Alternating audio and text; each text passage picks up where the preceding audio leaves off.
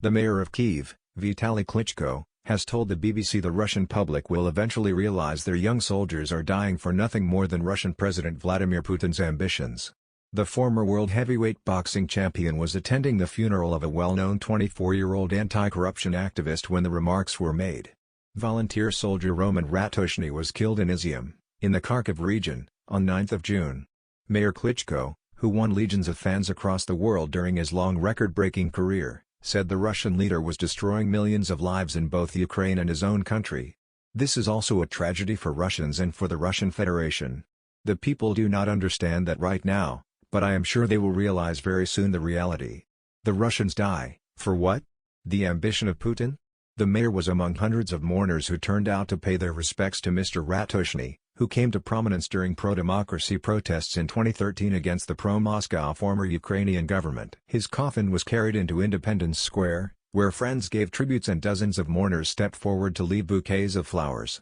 At regular intervals, the crowd shouted Slava Ukraini, glory to Ukraine. Vitali Klitschko said Western allies showing solidarity with Ukraine was key for peace and freedom in Europe. British Prime Minister Boris Johnson, who returned from an unannounced trip to Kyiv for talks with Ukrainian President Volodymyr Zelensky on Friday, has warned that Ukraine fatigue was beginning to set in around the world. Mr. Johnson said allies needed to demonstrate they were giving Ukraine strategic resilience.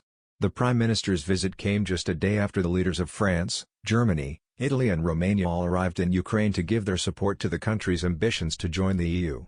On Friday, the European Commission gave its own recommendation that Ukraine should be given candidate status, which would start the path to accession. Some Ukrainian officials have expressed concerns that Western allies may push their country towards a peace deal with Russia in light of the ongoing fallout from the war on food and energy supplies and the global economy.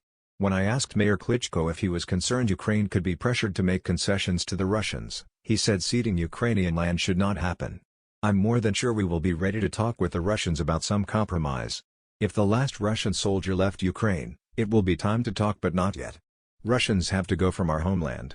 As one of the most recognizable Ukrainians in the world, Mayor Klitschko's voice carries weight. But the ultimate decision on if and when to enter peace talks will be down to President Zelensky and his government.